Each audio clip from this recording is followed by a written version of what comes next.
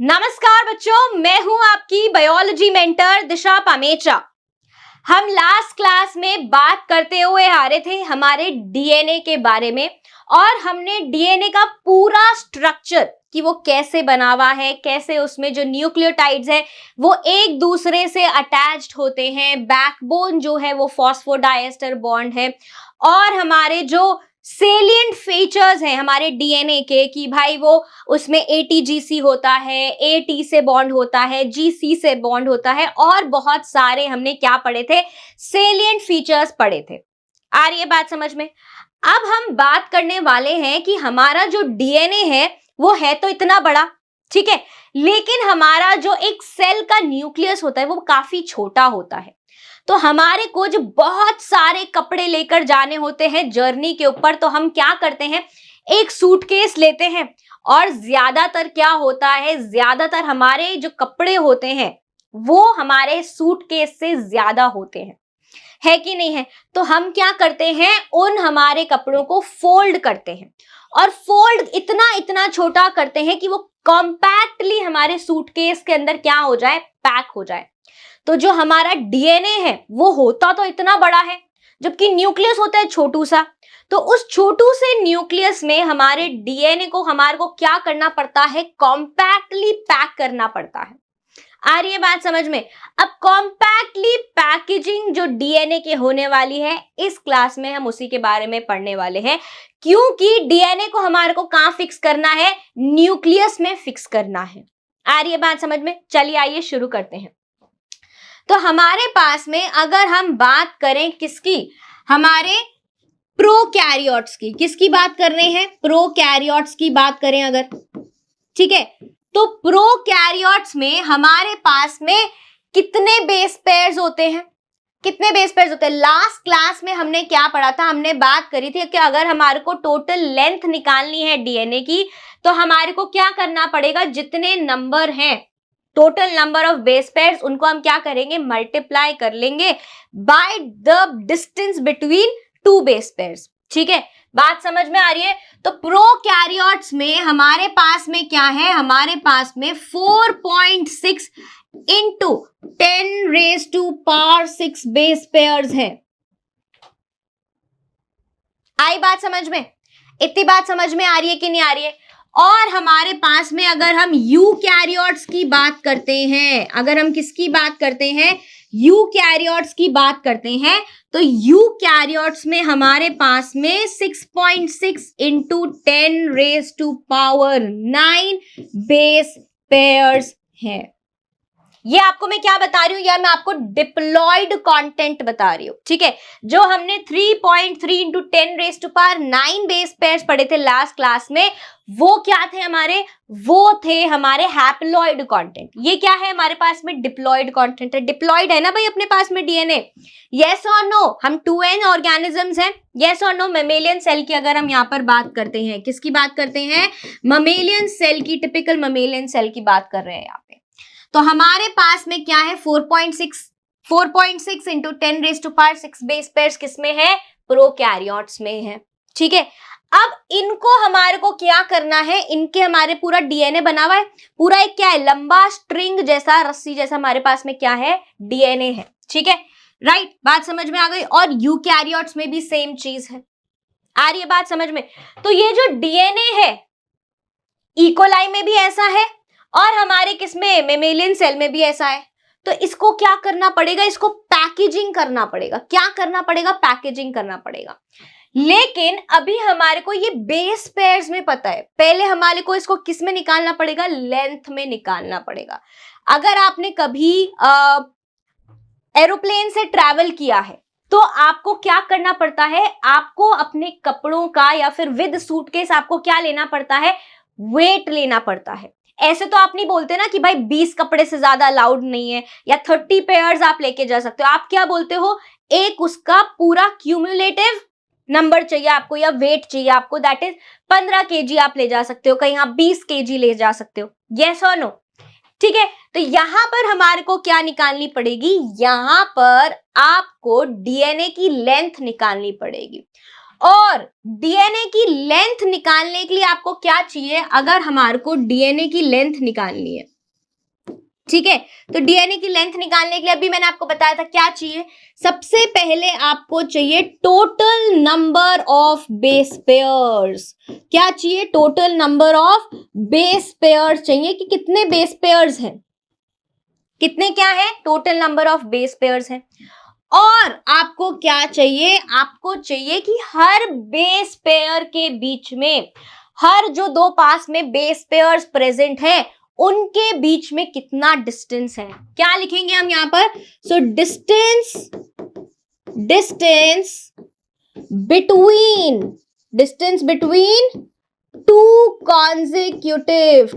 consecutive base pairs. Yes or no? Yes or no? चाहिए कि नहीं चाहिए? चलो इसको डायग्रामेटिकली हम देखते हैं यहाँ पर। तो हमारे पास में क्या है, हमारे को लेंथ चाहिए, तो एक स्ट्रैंड बना के देख लेते हैं यहाँ पर कि हमारे पास में ये क्या है, हमारी शुगर है। यस और नो? ये शुगर है। ये एक फॉस्फोडाइएस्टर बॉन्ड से किससे जुड़ी हुई है? नेक्स्ट शुगर से जुड़ी हुई है। यस और नो? यस और नो? सिमिलरली फिर यहाँ पर क्या है, एक फॉस्फोडाइएस्टर बॉन्ड है और ये फिर एक नेक्स्ट शुगर से जुड़ा हुआ है। यस, और फिर ये ऐसे चेन यहाँ पर कंटिन्यू चल रही है। अब ये जो शुगर्स हैं इनसे ये क्या प्रोजेक्ट कर रहे हैं? ये प्रोजेक्ट कर रहे हैं अपने बेसिस। ठीक है, क्या प्रोजेक्ट कर रहे हैं? बेस प्रोजेक्ट कर रहे हैं। कर रहे हैं कि नहीं कर रहे हैं? ऐसे ही हमारे पास में क्या है, ये यहां पर क्या है 5 प्राइम और ये यहां पर क्या है 3 प्राइम। तो ये 5 प्राइम टू 3 प्राइम जा रहा है स्ट्रैंड। आ रही है बात समझ में? दूसरा स्ट्रैंड हमारे पास में जो है वो यहां पर क्या होगा, उल्टा स्ट्रैंड होगा। होगा कि नहीं होगा? तो हमारे पास में मान लो यहां पर ये अपनी क्या है, शुगर है। ठीक है, ये जुड़ी हुई है यहां से। ठीक है, किससे जुड़ी हुई होगी? ये भी वही ओ पी ओ, और फिर यहां पर क्या आ जाएगी, एक ये शुगर आ जाएगी। फिर से ये क्या आ जाएगी, यहां पर शुगर आ गई फिर से, और फिर ये क्या होगी ओ पी ओ, और यहां पर फिर क्या आ जाएगी, एक उल्टी शुगर फिर से आ जाएगी यहां पर। यस और नो? समझ आ रही है बात? और फिर यहां पर ये ऐसे कंटिन्यू होएगा, यहां पर ये ऐसे कंटिन्यू होएगा। ठीक है, अब ये वाले जो शुगर्स हैं ये भी क्या कर रहे होंगे, अपना बेस को प्रोजेक्ट कर रहे होंगे। बेस को क्या कर रहे होंगे, प्रोजेक्ट कर रहे होंगे। बेस को क्या कर रहे होंगे, प्रोजेक्ट कर रहे होंगे। बात समझ में आ रही है? तो यहां पर मान लीजिए अगर ये ए और ये टी है तो ये किससे जुड़े होंगे, डबल बॉन्ड से जुड़े होंगे। ये सी है और ये जी है तो ये किससे जुड़े होंगे, ट्रिपल बॉन्ड से जुड़े होंगे। यस और नो? और अगर हमारे पास में ये क्या है, ए और टी है, तो डबल बॉन्ड से जुड़े होंगे। ठीक है, तो हमने क्या बोला है कि ये एक क्या है, ये एक बेस पेयर है। क्या है? ये एक बेस पेयर है। What is this? This is our base pair. Yes और नो? ठीक है, तो ये दूसरा बेस पेयर है। ये क्या है, ये बेस पेयर 2 है। और ऐसे ही ये भी क्या है, ये भी बेस पेयर है। तो हमारे को क्या करना है, कितने बेस पेयर्स हैं पहले तो ये निकाल लो, total number of base pairs निकाल लो, एंड हमारे को क्या करना है, उसको मल्टीप्लाई कर देना है bye distance between two consecutive base pairs. Two consecutive मतलब एक के बाद एक आने वाले। तो मतलब कि हम यहां किसके और किसके बीच में डिस्टेंस निकालेंगे, हम यहां डिस्टेंस निकालने वाले हैं इस बेस पेयर के बीच में और इस बेस पेयर के बीच में जो डिस्टेंस निकलेगा वो डिस्टेंस को हम क्या करेंगे, मल्टीप्लाई कर देंगे। आ गई बात समझ में? तो ये जो डिस्टेंस है दो बेस पेयर्स के बीच में जो डिस्टेंस है ये क्या है, दिस इज 0.34 नैनोमीटर्स। क्या है ये डिस्टेंस, 0.34 नैनोमीटर्स। अब ये 0.34 नैनोमीटर्स क्या है, ये जो 0.34 है ये क्या है, 0.34 नैनोमीटर का मतलब है nanometre, 1 nanometre equals to 10⁻⁻9 metres. मतलब कि 0.34 इंटू 10⁻⁻9 नैनोमीटर। बात समझ आ रही है कि नहीं आ रही है? ठीक है, बात समझ में आ रही है कि नहीं आ रही है? तो ये क्या हो गया, ये this is the distance between two consecutive base pairs. आ गई बात समझ में? अब हमारे पास में क्या है, ये लेंथ निकालने का फॉर्मूला आ गया, लेंथ निकालने का फॉर्मूला आ गया। अब हम पीछे चलते हैं, एक बार वापस यहां पर देखते हैं। प्रोकैरियोट्स में हमारे को total number of base pairs पता है और यूकैरियोट्स में भी हमारे को total number of base pairs पता है।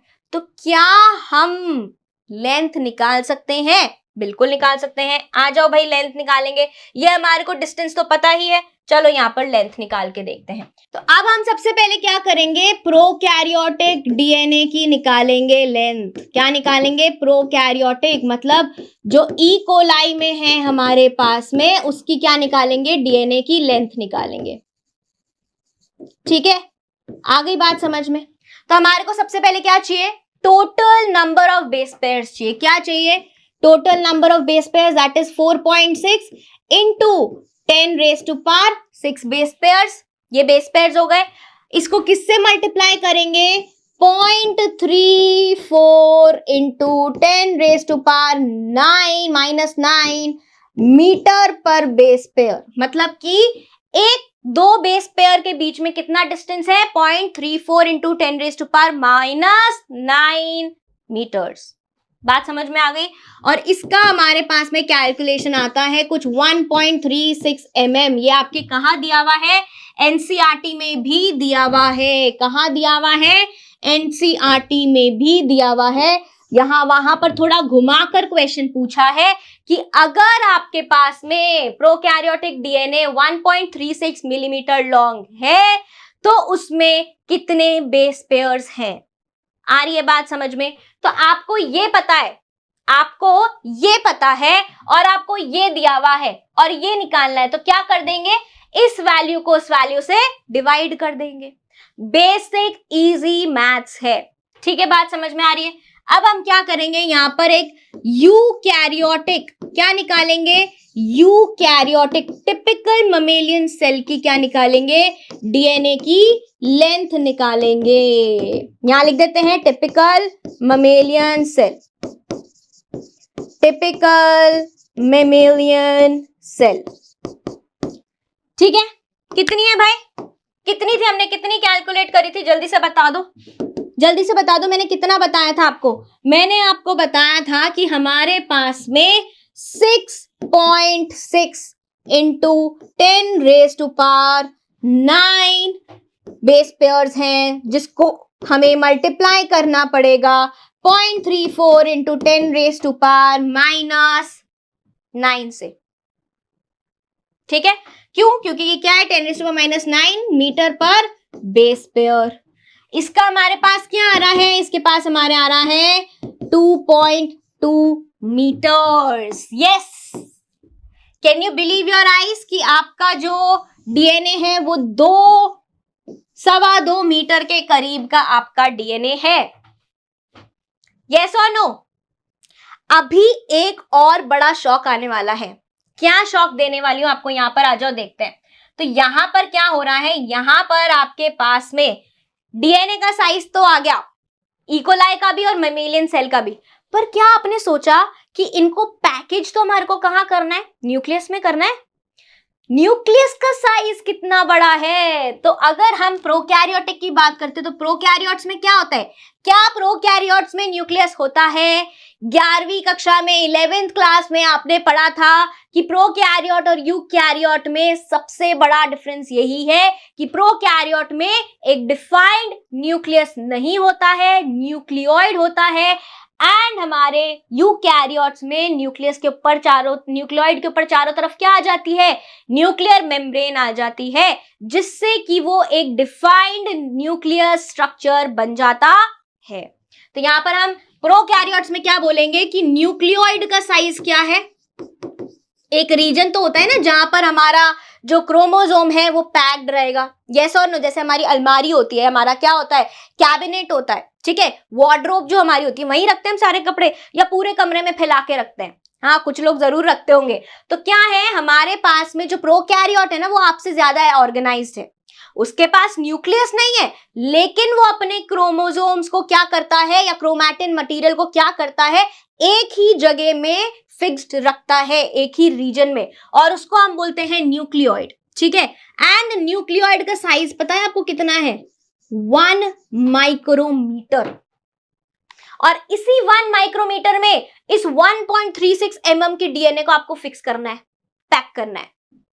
और यहीं अगर हम बात करें यूकैरियोटिक डीएनए की और यूकैरियोटिक न्यूक्लियस की, अगर हम बात करते हैं, क्योंकि यहाँ पे तो न्यूक्लियर मेम्ब्रेन आ गई तो न्यूक्लियस बन गया, यहाँ पर जो न्यूक्लियस है दैट इज 5 माइक्रोमीटर, ज्यादा डिफरेंस नहीं है, इट्स जस्ट 5 माइक्रोमीटर। और 5 माइक्रोमीटर में आपको क्या करना है, 2.2 मीटर का डीएनए को पैक करना है। अब सोच लो क्या होने वाला है यहां पर। तो इसीलिए हम आज बात करने वाले हैं पैकेजिंग ऑफ डीएनए हेलिक्स की। तो बैकग्राउंड समझ आ गया पिक्चर का पूरा कि क्या यहां पर स्टोरी चलने वाली है। तो अपने पास में यहां पर जो स्टोरी चलने वाली है वो ये है कि कैसे इतने बड़े डीएनए को हम क्या करने वाले हैं, पैक करने वाले हैं। तो सबसे पहले हम यहाँ पर बात करेंगे प्रोकैरियोट्स के बारे में। किसके बारे में बात करेंगे? हम बात करेंगे कि कैसे ई कोलाई में या फिर प्रोकैरियोट्स में कैसे डीएनए की पैकेजिंग होती है। तो सबसे पहले तो एक डीएनए का बेसिक रूल हमारे को क्या पता है कि जो डीएनए है, जो क्या है, डीएनए है वो कैसा मॉलिक्यूल है, नेगेटिवली चार्ज्ड मॉलिक्यूल है। कैसा मॉलिक्यूल है? नेगेटिवली चार्ज्ड मॉलिक्यूल है। क्यों है नेगेटिवली चार्ज? क्योंकि उसके ऊपर बहुत सारे फॉस्फेट ग्रुप्स है और वो क्या कैरी करते हैं, नेगेटिव चार्ज कैरी करते हैं। दूसरा जो डीएनए है वो कैसा है, एसिडिक है नेचर में। क्यों? क्योंकि उसके ऊपर वो क्या है, हमारे पास में जो फॉस्फोरस है वो कहां से आया है, फॉस्फोरिक एसिड से आया है, तो ये एसिडिक है। आ रही है बात समझ में? तो दोनों negatively charge and acidic nature किससे आया है, phosphate group and phosphoric acid से आया। बात समझ में आ गई इतनी? ठीक है, और यही सेम चीज हमारे किसमें होगी, मेमेलियन सेल में होगी। डीएनए तो सेम है ना। चलो, तो हमारे यहाँ पर डीएनए ऐसा है। अब इसको किसी चीज के साथ चिपकाना है। क्या करना है, किसी चीज के साथ चिपकाना है। तो जिस चीज के साथ चिपकाना है उससे हमारे को इसको टाइटली क्या चाहिए, अट्रैक्शन चाहिए, कि ये खुद भी चिपक के रहे। आ रही है बात समझ में? ये खुद भी चिपक के रहे। तो मतलब हमारे को कोई ऐसी चीज चाहिए जो इसकी बिल्कुल ऑपोजिट हो, मतलब कि हमारे को कुछ ऐसे क्या चाहिए, प्रोटीन्स चाहिए। कुछ ऐसे क्या चाहिए, प्रोटीन्स चाहिए, जो कि कैसे हो, सबसे पहले तो पॉजिटिवली चार्ज्ड हो, जिससे कि नेगेटिव और पॉजिटिव में क्या हो सके, बॉन्डिंग हो सके, अट्रैक्शन हो सके।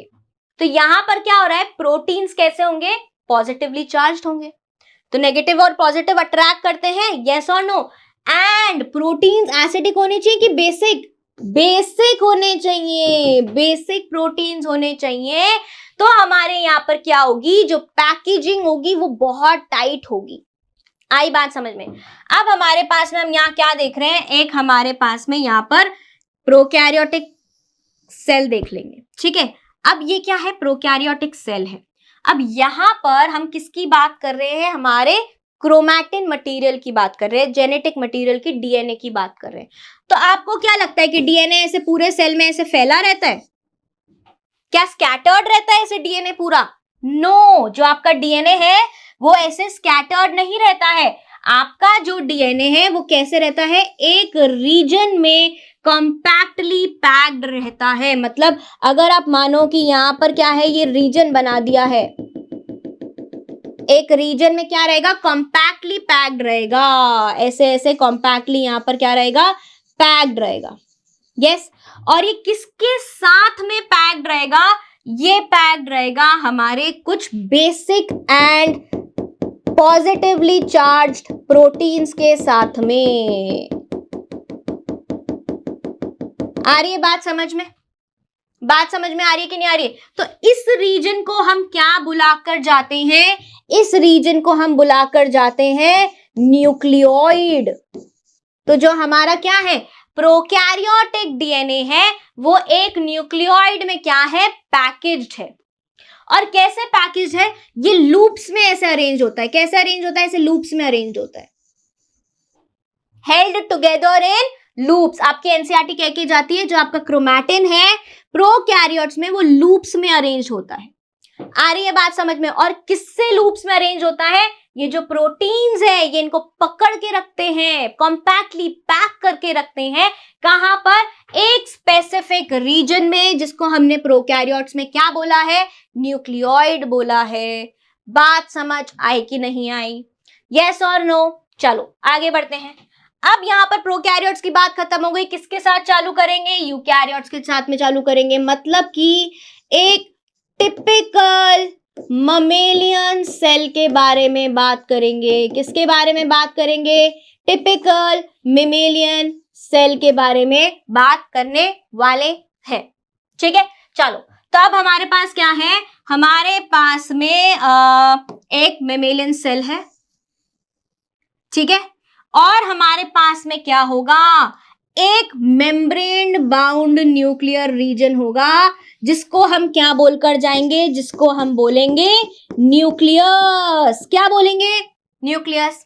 कितना बड़ा न्यूक्लियस है, 5 माइक्रोमीटर का। कितना, 5 माइक्रोमीटर का। और डीएनए की लेंथ कितनी है, 2.2 मीटर्स की डीएनए की लेंथ है। मतलब एक्सेसिव फोल्डिंग कॉम्पैक्ट पैकिंग चाहिए। आ रही है बात समझ की नहीं आ रही है। अब यहां पर बहुत ही जबरदस्त पैकेजिंग दिखाई गई है, ठीक है। आ जाओ बात करते हैं। तो हमारे पास में क्या है, हमारा डीएनए है, ठीक है। हमारे पास में क्या है, हमारा डीएनए है। और हमें ये पता है कि हमारे पास में हर बेस पेयर के बीच में कितना डिस्टेंस है, 3.4 nanometres, right, into 10⁻⁻9 metre per base pair है, ठीक है। आ रही है बात समझ में। अब इसको हमारे को क्या करना है, कॉम्पैक्टली पैक करना है। क्या करना है, कॉम्पैक्टली पैक करना है, यस और नो। तो हमारे पास में सेम कॉन्सेप्ट लगेगा। क्या लगेगा, सेम कॉन्सेप्ट लगेगा कि भाई जो डीएनए है वो कैसा है, जो डीएनए है वो कैसा है, नेगेटिवली चार्ज है, नेगेटिवली चार्ज मॉलिक्यूल है, यस और no, negatively charge molecule, yes और नो। साथ में कैसा है, एसिडिक है, ठीक है। तो इसको पैक करने के लिए हमारे पास में क्या चाहिए, इसको पैक करने के लिए हमारे को प्रोटीन्स चाहिए। जैसे हमारे को प्रोकैरियोट्स में प्रोटीन्स चाहिए थे, तो आपको क्या लगा कि यूकैरियोट पीछे रहेगा, यूकैरियोट और ऑर्गेनाइज्ड पैकेजिंग लेकर आएगा, कॉम्प्लेक्स पैकेजिंग लेकर आएगा।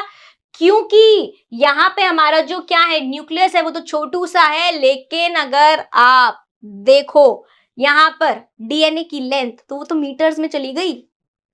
प्रोकैरियोट में तो मिलीमीटर में था, और मिलीमीटर में 1 माइक्रोमीटर था, आसानी से पैक हो सकता था। लेकिन यहाँ पे तो एक्सेसिव पैकेजिंग चाहिए, कॉम्प्लेक्स पैकेजिंग। बहुत सारे प्रोटीन्स आना बनते हैं। क्या बनते हैं, बहुत सारे प्रोटीन्स आना बनते हैं। ऐसे प्रोटीन्स आना बनते हैं जो डीएनए से ऑपोजिट नेचर के हो। आ रही है बात समझ में। मतलब कि यहां पर क्या चाहिए, पॉजिटिवली चार्ज प्रोटीन्स चाहिए। कैसे चाहिए, पॉजिटिवली चार्ज प्रोटीन्स चाहिए। और साथ में कैसे चाहिए, बेसिक प्रोटीन्स चाहिए। कैसे चाहिए, जिनका नेचर कैसा हो, बेसिक हो। अब ये प्रोटीन्स का नेचर कौन डिसाइड करके जाता है, एक बात बताओ मेरे को, कि अगर तुम ये कहते हो कि भाई प्रोटीन्स हमारे को कैसे चाहिए, प्रोटीन्स हमारे को पॉजिटिवली चार्ज चाहिए और बेसिक चाहिए, तो प्रोटीन्स किससे बने हुए होते हैं, किससे बने हुए होते हैं प्रोटीन। सबसे पहले तो ये बता दो, बेसिक मॉलिक्यूल बताओ, अमाइनो एसिड, यस और नो। अमाइनो एसिड्स बायोमॉलिक्यूल्स में पढ़ा था, यस और नो। एंड अमाइनो एसिड के क्या होते हैं, साइड चेन्स होते हैं। क्या होते हैं, हेवी साइड चेन्स होते हैं, जो कि क्या देकर जाते हैं, चार्ज देकर जाते हैं। क्या देकर जाते हैं, चार्ज देकर जाते हैं। तो हमारे को क्या बनाने के लिए, हमारे प्रोटीन्स बनाने के लिए ऐसे अमाइनो एसिड्स चाहिए जिनकी साइड चेन्स पे क्या हो, पॉजिटिव चार्ज हो। क्या हो, पॉजिटिव चार्ज हो, पॉजिटिव चार्ज वाली हेवी साइड चेन्स हो। आई बात समझ में? आ रही है बात समझ में कि नहीं आ रही है? तो यहां पर हमारे को कौन से अमाइनो एसिड्स चाहिए? हमारे को चाहिए basic and positively charged amino acids, that is lysine and arginine. क्या? lysine and arginine. तो ये जो प्रोटीन्स हैं जो हमारे मेमेलियन सेल के डीएनए को पैक करके जाएंगे, they are rich in basic amino acid. They are rich in basic amino acids. और कौन से हुए amino acid basic? Arginine and lysine. तो ये जो प्रोटीन्स हैं किसमें रिच होंगे? लाइसीन में एंड आर्जिनिन में, क्योंकि उनकी side chains, heavy side chains जो हैं उनके ऊपर क्या है? पॉजिटिव चार्ज है. बात समझ आ रही है कि नहीं आ रही है? राइट. तो यहां पर जो प्रोटीन्स हमारे को पैकेजिंग में मदद करते हैं उनका क्या नाम है? उनका नाम है हिस्टोन्स. क्या बोलते हैं हम इनको? We call them histones. ये हमारे को यहां पर पैकेजिंग करने में मदद करते हैं. जो हमारे क्या होते हैं, बड़े बड़े सामान होते हैं, अगर उसको शिफ्ट करना है तो उसको पैक करने के लिए कौन आते हैं? वो मूवर्स एंड पैकर्स आते हैं. वो क्या करते हैं? इतने सारे सामान को छोटे से ट्रक में भर देते हैं. पूरे घर के सामान को, 3 BHK हाउस को एक छोटे से घर में, एक छोटे से ट्रक में पूरा सामान फिट कर देते हैं. क्यों? Because they do organised and compact packing. ये क्या करते हैं? बहुत ज्यादा ऑर्गेनाइज्ड पैकिंग करते हैं एंड बहुत ज्यादा कॉम्पैक्टली डीएनए को क्या कर देते हैं? कॉम्पैक्शन इनका बहुत ज्यादा अच्छा होता है. कॉम्पैक्टली इसको पैक कर देते हैं. इसलिए तो छोटे से 5 माइक्रोमीटर के न्यूक्लियस में हमारा पूरा डीएनए आ जाता है कि नहीं है? मतलब ये बहुत ही दमदार क्या है? हिस्टोन्स हैं. प्रोटीन जो क्या है? बहुत ही सॉलिड प्रोटीन्स है. ठीक है, चलो आ जाओ आगे बात करते हैं. अब ये जो हिस्टोन्स है ना, ये किसके बने हुए हैं? ये 4 प्रोटीन्स के बने हुए हैं. ठीक है, किसके बने हुए हैं? 4 प्रोटीन्स के बने हुए हैं. अब हमारे पास में क्या है? यहाँ पर 4 प्रोटीन्स है हमारे पास में. सबसे पहले हम हिस्टोन की बात कर लेते हैं यहाँ पर कि हमारे पास में जो ये हिस्टोन्स हैं वो कैसे बने हुए हैं. ठीक है, राइट. तो हमारे पास में यहाँ पर 5 प्रोटीन्स हैं हिस्टोन के. ठीक है, राइट. 4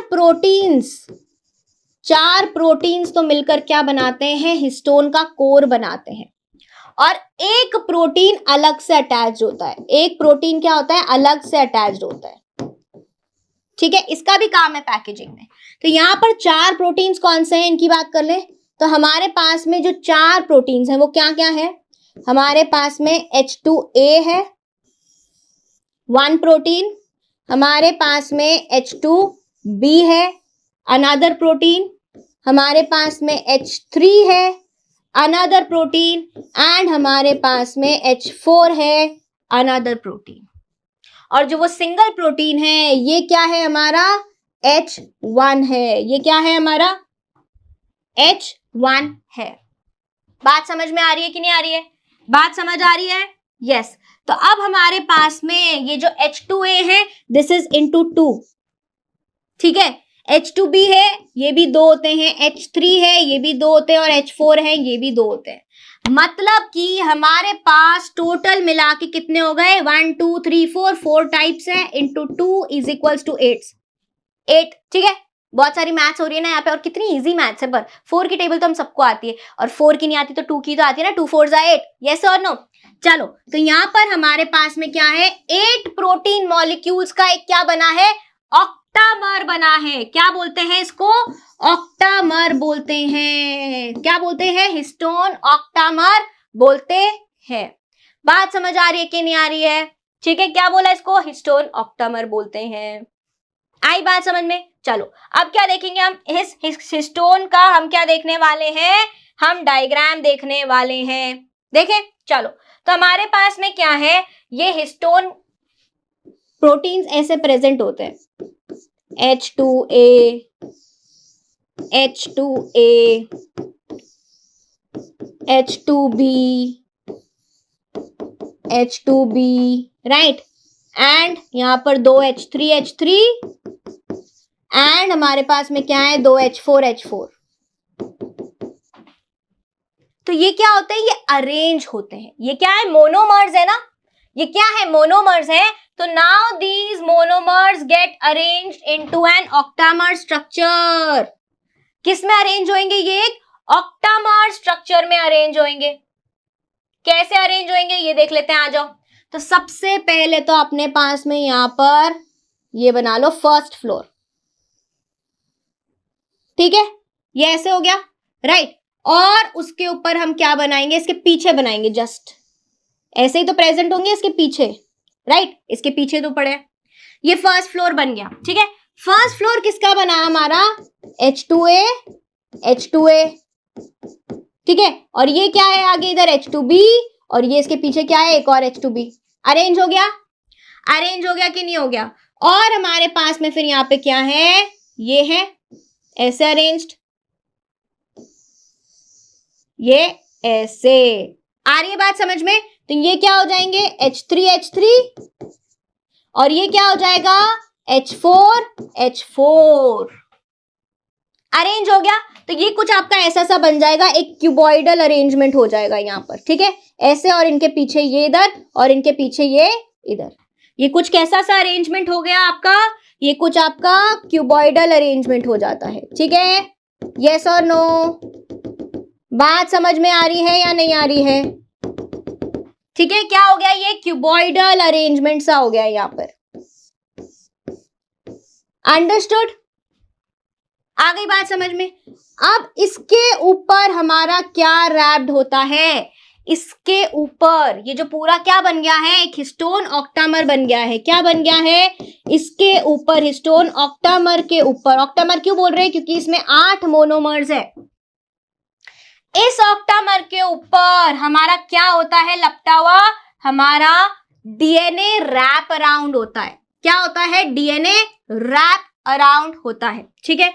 देखिए कैसे होता है हमारा डीएनए रैप अराउंड, राइट। तो यहां से ये डीएनए आया 1 राउंड, ठीक है, ये पीछे से ऐसे आएगा यहाँ पर, ये ऑलमोस्ट कंप्लीट करने वाला था 2nd राउंड, लेकिन ये यहां से ऐसे निकल गया, बस बाहर निकल गया, ठीक है।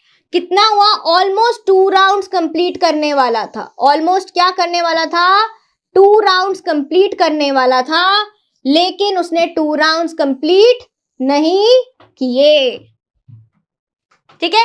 आया, 1 राउंड लिया, फिर आया, दूसरा राउंड कंप्लीट करने वाला था, उससे पहले निकल गया। बात समझ में आ रही है, बात समझ में आ रही है कि नहीं आ रही है, यस। और हमारे पास में ये जो डीएनए यहाँ पर रैप हुआ है, इसमें कितने बेस पेयर्स होंगे, आपको क्या लगता है कि एक हिस्टोन ऑक्टामर के ऊपर कितने बेस पेयर्स आते होंगे, 200 बेस पेयर्स आते हैं। It contains 200 base pairs. आ रही है बात समझ में। इन्होंने मिलके पहले तो क्या बनाया, पहले इन्होंने बनाया हिस्टोन ऑक्टामर, हिस्टोन ऑक्टामर। अब जब हिस्टोन ऑक्टामर के ऊपर हमारा डीएनए रैप हो गया है, क्या रैप हो गया है, डीएनए रैप हो गया है, तो ये जो पूरा DNA, histone octamer, DNA plus histone octamer, इसको हम क्या बोल के जा रहे हैं, इस स्ट्रक्चर को, ये जो स्ट्रक्चर बन गया है आपका, इसको हम बोल रहे हैं न्यूक्लियोसोम। क्या बोल रहे हैं, न्यूक्लियोसोम बोल रहे हैं। बात समझ में आ गई। अभी जब इसके ऊपर डीएनए नहीं है तो इसको हमने क्या बोला है, जब डीएनए नहीं है तब क्या बोला है, हिस्टोन ऑक्टामर बोला है। लेकिन जैसे ही डीएनए रैप हो गया, जैसे ही डीएनए रैप हो गया, तो उसको हमने स्ट्रक्चर को क्या बोला है, ये जो पूरा स्ट्रक्चर आपको दिख रहा है यहां पर, ये क्या है, दिस इज योर न्यूक्लियोसोम। थोड़ी इज्जत से लिख देते हैं भाई इसको, यस और नो, बुरा मान जाएगा तो। न्यूक्लियोसोम बोला है हमने। आ रही है बात समझ में, इतनी बात समझ आ रही है कि नहीं आ रही है, ठीक है। अब यहां पर हमारे पास में क्या हो रहा है, हमारा जो डीएनए है, ठीक है, हमारा जो क्या है डीएनए है, देखो देखते हैं इसको कैसे हो रहा है।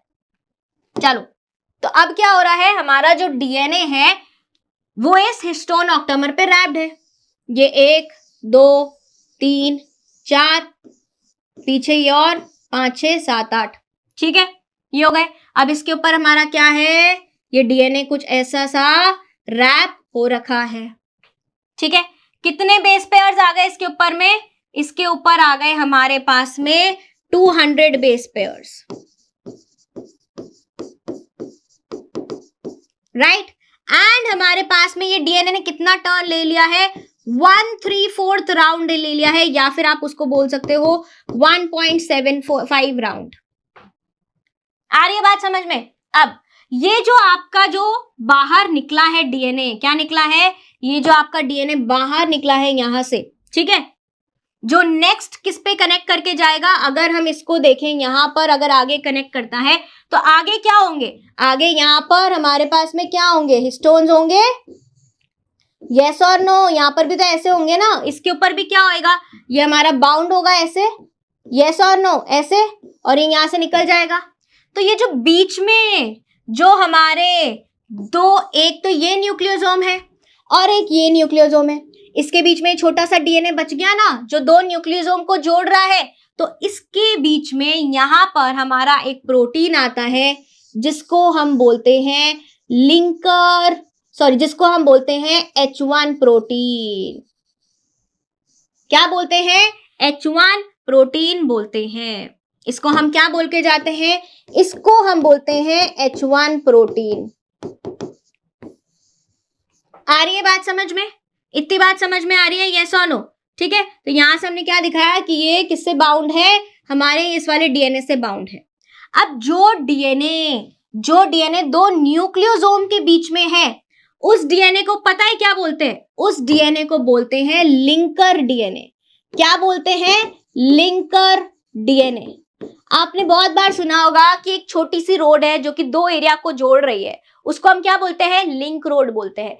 वैसे ही ये जो डीएनए है ये दो न्यूक्लियोसोम्स को जोड़ रहा है, इसलिए हमने इसको क्या बोला है, लिंकर डीएनए। और लिंकर डीएनए पे कौन सा हिस्टोन प्रोटीन बाउंड है, हमारा H1 हिस्टोन प्रोटीन बाउंड है। आ रही है बात समझ में इतनी सी, यस और नो, आ रही है। नाउ अब क्या है हमारे पास में, अगर हम देखें इस स्ट्रक्चर को कि ये हमारा क्या है, न्यूक्लियोसोम है, और न्यूक्लियोसोम और साथ में हमारा क्या है, लिंकर डीएनए है। तो मतलब कि न्यूक्लियोसोम साथ में क्या है, हमारा लिंकर डीएनए, यस और नो। तो लिंकर डीएनए प्लस न्यूक्लियोसोम हमारा क्या हो जाएगा, दिस फॉर्म्स आर क्रोमैटोजोम। क्या बोलेंगे हम इसको, क्रोमैटोजोम बोलेंगे। आ रही है बात समझ में, क्या हुआ, ये जो हमारा न्यूक्लियोसोम है साथ में हमारा क्या लिंकर डीएनए है, उसने क्या बना लिया है, क्रोमैटोजोम बना लिया है। बात समझ में आ रही है, कंफ्यूजन तो नहीं हो रहा है यहाँ पे, ठीक है। चलो अब हमारे पास में क्या है, मान लो हमारा बहुत बड़ा डीएनए, मान लो क्या है ये अपना बहुत बड़ा डीएनए है कि नहीं है, अब ये हमारा डीएनए ऐसे है, यस और नो। तो इसके ऊपर आपको ये जो हमारे न्यूक्लियोसोम्स हैं ये कैसे दिखेंगे, ये कुछ ऐसे दिखेंगे, ये ऐसे दिखेंगे, यस और नो। हमारा जो डीएनए है वो तो कैसा लग रहा है, एक स्ट्रिंग जैसा लग रहा है, कैसा लग रहा है, एक स्ट्रिंग जैसा लग रहा है। और ये जो हमारा ऑक्टामर है, न्यूक्लियोसोम है, वो कुछ ऐसा दिख रहा है, यस और नो। तो ये कैसी अपीयरेंस दे रहा है आपको, कैसी अपीयरेंस दे रहा है कि एक रस्सी है, एक स्ट्रिंग है, उसके ऊपर ये क्या लगे हुए हैं, बीड्स लगे हुए हैं। तो ये जो इमेज आ रही है आपको, ये कैसे आ रही है, बीड्स ऑन स्ट्रिंग जैसी इमेज आ रही है। कैसी आ रही है, बीड्स ऑन स्ट्रिंग जैसी हमारे को इमेज आ रही है। आ रही है बात समझ में। तो हम न्यूक्लियोसोम को क्या बोलते हैं कि जब हमारा न्यूक्लियोसोम किसके ऊपर, हमारे डीएनए के ऊपर बाउंड रहता है, तो वो कैसा इमेज देता है, हमारा बीड्स ऑन स्ट्रिंग जैसा इमेज देता है, जब हम उसको इलेक्ट्रॉन माइक्रोस्कोप से विजुअलाइज करते हैं, ऑब्जर्व करते हैं। एनसीईआरटी में दिया हुआ है ये बीड्स ऑन स्ट्रिंग अपीयरेंस, जब आप देखते हो किसमें, इलेक्ट्रॉन माइक्रोस्कोप के नीचे। आ गई बात समझ में। आ रही है बात समझ में या नहीं आ रही है? अब ये जो स्ट्रक्चर है ना, तो ये जो आपका न्यूक्लियोसोम है, ये क्या है आपका न्यूक्लियोसोम। ये न्यूक्लियोसोम क्या कर रहा है, खुद को रिपीट कर रहा है, खुद को क्या कर रहा है, बार बार आ रहा है ना न्यूक्लियोसोम। तो न्यूक्लियोसोम क्या है, nucleosome is the repeating unit. Nucleosome क्या है, रिपीटिंग यूनिट है, repeating unit of a structure, एक स्ट्रक्चर का क्या है, of a structure in nucleus. अगर हम इसको न्यूक्लियस में देखेंगे, अगर हम इसको कहां देखेंगे, एक यहां पर अगर हम न्यूक्लियस बना लेते हैं, हमारा ये क्या है, ये हमारा ममेलियन सेल है, इसके अंदर मान लो हमारा ये न्यूक्लियस है, ठीक है, और इसके अंदर हमारा क्या प्रेजेंट है, ये हमारा क्रोमैटिन मटेरियल प्रेजेंट है। इसके ऊपर ये क्या है, इसके ऊपर ये छोटे छोटे हमारे को रिपीटिंग स्ट्रक्चर्स दिख रहे हैं, क्या दिख रहे हैं, रिपीटिंग स्ट्रक्चर्स दिख रहे हैं। तो रिपीटिंग न्यूक्लियोसोम क्या है, repeating unit of a structure in nucleus. Nucleus के अंदर एक रिपीटिंग यूनिट है, किसका, कौन से स्ट्रक्चर का, तो ये जो स्ट्रक्चर बनाएगा इसको हम क्या बोलते हैं, इसको हम बोलेंगे क्रोमैटिन। इसको हम क्या बोलेंगे, क्रोमैटिन बोलेंगे। क्या बोलेंगे, क्रोमैटिन बोलेंगे। बात समझ आ रही है कि नहीं आ रही है? अब ये क्रोमैटिन और एक्सटेंसिवली पैक्ड होएगा, और ज्यादा इसको पैकेजिंग करेंगे, ठीक है, और ज्यादा क्या करेंगे, इसको पैकेजिंग करेंगे, राइट। सो हमारे पास में यहां पर क्या होएगा, जब हमारे पास में ये क्या है, ये है हमारा डीएनए, राइट। डीएनए के ऊपर हमने क्या लगा दिए हैं, डीएनए के ऊपर हमने लगा दिए हैं न्यूक्लियोसोम्स, रिपीटिंग स्ट्रक्चर, ठीक है। अब इसको क्या करा गया है, इसको पैक किया गया है, ऐसे ऐसे पैक किया गया है, पैक किया गया और फिर एक्सटेंसिवली पैक किया गया है, और एक कॉइलिंग बना ली है, क्या बना ली है, कॉइलिंग बना ली है, और बहुत ज्यादा पैकिंग हो गई, पैकिंग हो गई, पैकिंग हो गई। इवेंचुअली ये क्या बना लेते हैं आपका, इवेंचुअली आपका ये क्या बना रहे हैं, ध्यान से देखना, ध्यान से देखना भाई, ध्यान से देखना, पहचानना है तुम्हारे को, ये क्या स्ट्रक्चर बनता जा रहा है एक्सटेंसिवली कॉइलिंग होकर, ये कैसा स्ट्रक्चर बन रहा है, कुछ याद आ रहा है, कुछ याद आ रहा है, मेंडल ने क्या बोला था कि ये क्या है, हमारे क्रोमोसोम्स हैं, क्या है ये हमारे, दीज आर आर क्रोमोसोम्स। तो हमारा जो डीएनए है वो एक्सटेंसिवली क्या होके, एक्सटेंसिवली पैकेज होकर किसमें पैक्ड हो जाता है, क्रोमोसोम में पैक हो जाता है, जो कि हमारे को मेटाफेज में दिखने लगते हैं। कहाँ दिखने लगते हैं, क्रोमोसोम्स हमारे को कंडेंस होकर मेटाफेज में दिखने लगते हैं, यस और नो। तो ये क्या दिखेगा आपको, क्रोमैटिन पे आपको ये रिपीटिंग स्ट्रक्चर दिखेगा, रिपीटिंग यूनिट क्या दिखेगा आपको, न्यूक्लियोसोम, क्या दिखेगा, रिपीटिंग यूनिट आपको न्यूक्लियोसोम, और ये ऐसे ऐसे क्या हो जाएगा, पूरा पैकेजिंग हो जाएगा। तो क्या बन गया, डीएनए से हमारे पास क्या था, डबल स्ट्रैंडेड डीएनए था, यस और नो। डबल स्ट्रैंडेड डीएनए क्या हो गया है, डबल स्ट्रैंडेड डीएनए ही तो पैक हो रहा है, ये हम ममेलियन सेल का डीएनए पैक कर रहे हैं, याद आ रहा है कि नहीं आ रहा है, यस और नो, यस और नो, आ रही है बात समझ में। तो इवेंचुअली जो हमारा डीएनए है वो किस में पैक हुआ, हिस्टोन ऑक्टामर के चारों तरफ बंधकर वो एक न्यूक्लियोसोम में पैक हुआ, और न्यूक्लियोसोम की जब पैकेजिंग करी गई तो वो क्या बन गया, एक क्रोमैटिन मटेरियल बन गया, क्या बन गया, क्रोमैटिन बन गया। फिर जब क्रोमैटिन की और पैकेजिंग करी गई तो उसको हमने बोला क्रोमैटिन फाइबर्स, क्या बोला, क्रोमैटिन फाइबर्स। और जब ये क्रोमैटिन फाइबर्स को पैक करके देखा गया मेटाफेज स्टेज पे, कंडेंस स्टेज में, मेटाफेज में, सेल डिवीजन में, आपके कंडेंस्ड फॉर्म में, तो हमारे को क्या नजर आए, हमारे को नजर आए क्रोमोसोम्स, क्या नजर आए, हमारे को नजर आए क्रोमोसोम्स। बात समझ आ रही है कि नहीं आ रही है? This is your entire packaging of DNA helix in a mammalian cell.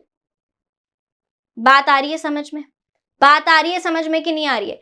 अब आपसे एनसीईआरटी में एक क्वेश्चन पूछा गया है कि आपको क्या लगता है कि ममेलियन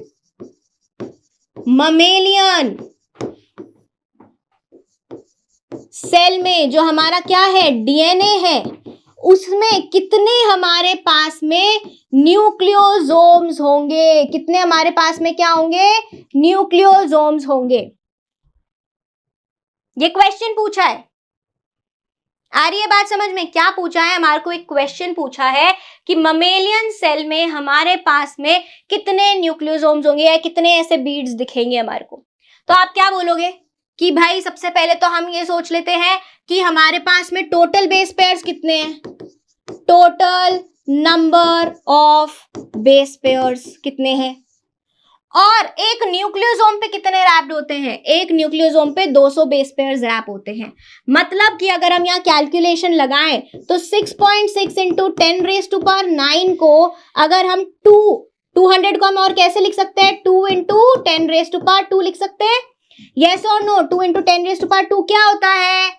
क्या होता है? 100 होता है। यस और नो? 2 इंटू 100 करोगे तो क्या आ जाएगा? 200 आ जाएगा।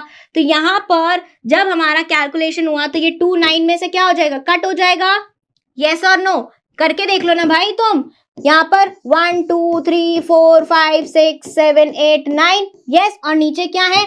2 इंटू 100 है। यस और नो? यहाँ पर क्या है? यहाँ पर 6.6 है कि नहीं है? तो यहाँ पर 100 के 2 0 कट हो गए और यहाँ पर ये 2 0 कट हो गए।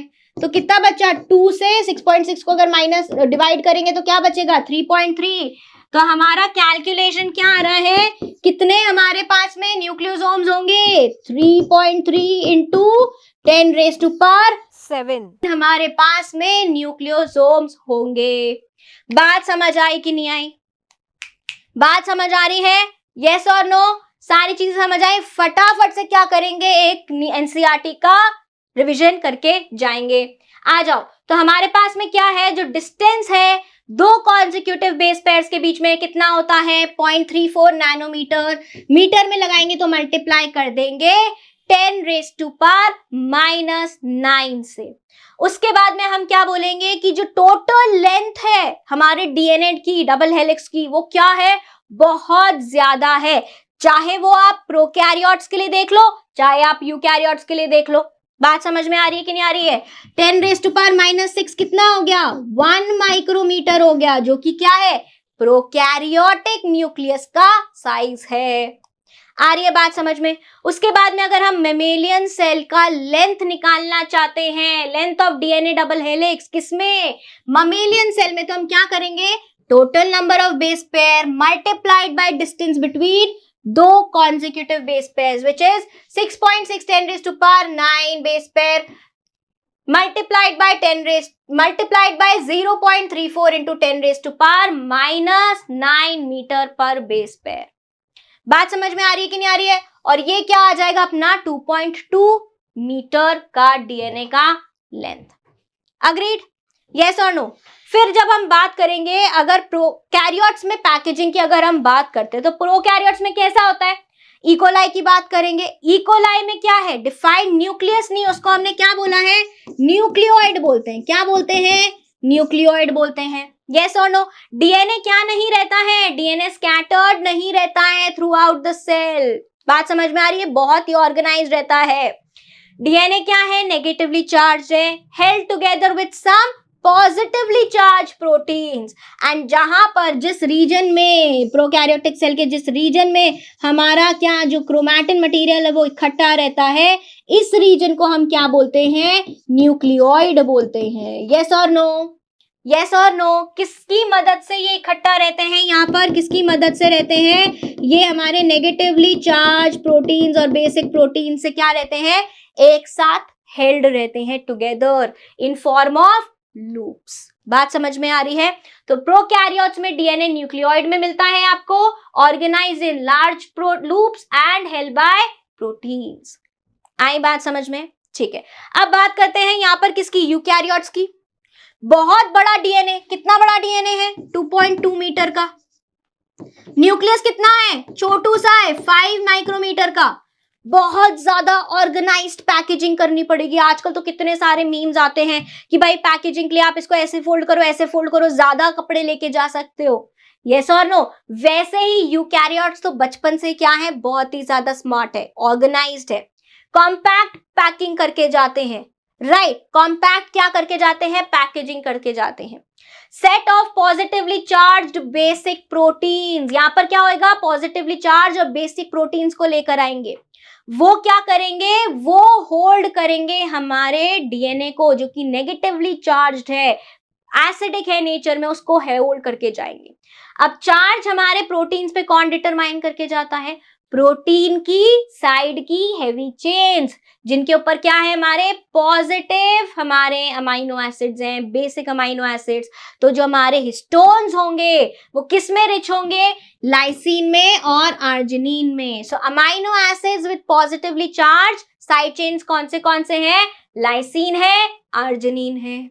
बात समझ में आ रही है? उसके बाद में हम क्या बोल रहे हैं कि एक हिस्टोन ऑक्टामर बन रहा है। राइट, क्या है, unit of 8 molecules of histone, that is 2 molecules हमारे H2A के, 2 मॉलिक्यूल्स H2B के फर्स्ट फ्लोर पे, ग्राउंड फ्लोर पे 2 मॉलिक्यूल्स H3 के एंड 2 मॉलिक्यूल्स H4 के, मिलकर क्या बनाते हैं, एक हिस्टोन ऑक्टामर बनाते हैं। बात समझ आ रही है कि नहीं आ रही है? ये क्या है, हमारे हिस्टोन के प्रोटीन्स है, H2A, यस और नो, H2B, H2B, नीचे क्या है, H4 और इधर पीछे क्या है, H3, यस और नो, राइट। एंड इसके ऊपर कौन कॉइल्ड है, हमारे 200 बेस पेयर कॉइल्ड है, और ये कुछ ऐसा दिखते हैं, यस और नो। इनको क्या बोलेंगे हम, बीड्स ऑन स्ट्रिंग अपीयरेंस आती है जब हम किससे देखते हैं, हम ऑब्जर्व करते हैं अगर इलेक्ट्रॉन माइक्रोस्कोप से, तो हमारे पास में क्या आती है, बीड्स ऑन स्ट्रिंग अपीयरेंस आती है, यस और नो, राइट। फिर हमारे पास में ये देखो क्या है, ये आपका पूरा ऑक्टामर है, उसके ऊपर क्या है, जुड़ा हुआ है, पूरा क्या है, रैप्ड है आपका डीएनए, राइट। कितने टर्न्स लेता है, 1/3 टर्न लेता है। कितना टर्न लेता है, 1/3 ट्रैप होता है। एंड 2 न्यूक्लियोसोम्स के बीच के डीएनए को हम क्या बोल के जाते हैं, लिंकर डीएनए बोलकर जाते हैं। क्या बोलकर जाते हैं, लिंकर डीएनए बोल के जाते हैं। और एक न्यूक्लियोसोम को अलोंग विद लिंकर डीएनए हम क्या बोलते हैं, क्रोमैटोसोम। क्या बोलते हैं, क्रोमैटोसोम। अब न्यूक्लियोसोम की बात करें तो कैसे बनता है, negatively charge DNA wrap around होता है पॉजिटिवली चार्ज हिस्टोन ऑक्टामर। कितने बेस पेयर्स हैं, 200 बेस पेयर्स आपके पास में होंगे डीएनए हेलिक्स के, यस और नो। साथ ही में क्या है, रिपीटिंग यूनिट बनाता है किसका, क्रोमैटिन का, न्यूक्लियस के अंदर। एंड कैसे दिखाई देता है, बीड्स ऑन स्ट्रिंग अपीयरेंस देता है अंडर इलेक्ट्रॉन माइक्रोस्कोप, ठीक है। ये क्या है, आपका एनसीईआरटी का डायग्राम है आपके न्यूक्लियोसोम का, राइट, जहां पर आपको क्या दिखा रखा है, हिस्टोन के कोर पर आपको डीएनए को रैप करके दिखा रखा है। एंड जो हिस्टोन प्रोटीन हमारे लिंकर डीएनए पे बाउंड होता है उसको हम क्या बोलते हैं, H1 हिस्टोन बोलते हैं।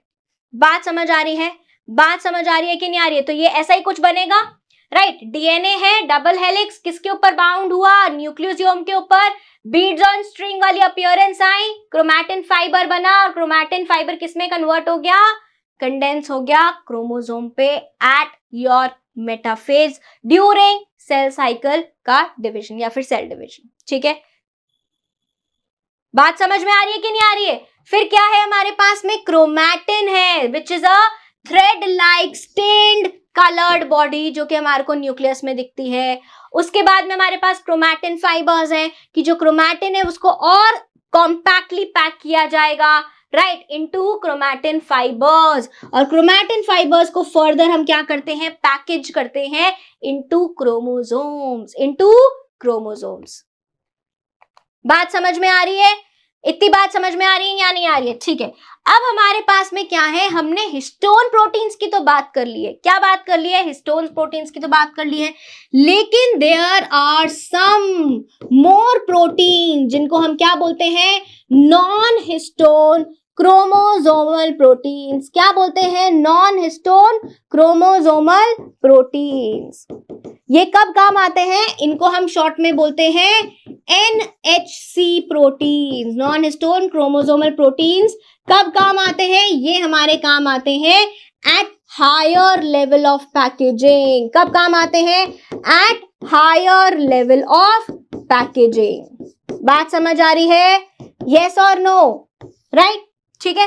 अब जो हमारा क्रोमैटिन है, जो हमने पढ़ा था कि हमारे पास में क्रोमैटिन है, क्रोमैटिन को दो टाइप्स का बताया गया है। कैसा बताया गया है? जो हमारे पास में क्रोमैटिन है, आ रही है बात समझ में? क्रोमैटिन को दो टाइप्स में डिवाइड किया गया है, ठीक है। कौन से दो टाइप्स? एक यूक्रोमैटिन, राइट, एक क्या है? यूक्रोमैटिन, ठीक है। एंड एक है हमारे पास में हेटेरोक्रोमैटिन। क्या है? हेटेरोक्रोमैटिन है। ये डीएनए के ही टाइप्स है, लेकिन डीएनए अभी कॉम्पैक्टली पैक होके क्या बन गया है? क्रोमैटिन बन गया है। ये जो क्रोमैटिन और हेटेरोक्रोमैटिन है, इनका डिवीजन किस बेसिस पे हुआ है? On the basis of staining. On the basis of staining. अब जो हमारा क्रोमैटिन है वो क्या होता है? ये बहुत ही ज्यादा लाइटली स्टेन होता है। कैसा होता है? लाइटली स्टेन होता है। जबकि हमारा जो हेटेरोक्रोमैटिन है वो कैसा होता है? डार्क स्टेन होता है। कैसा होता है? डार्क स्टेन होता है। जो यूक्रोमैटिन है वो बहुत ही कैसा पैक्ड होता है?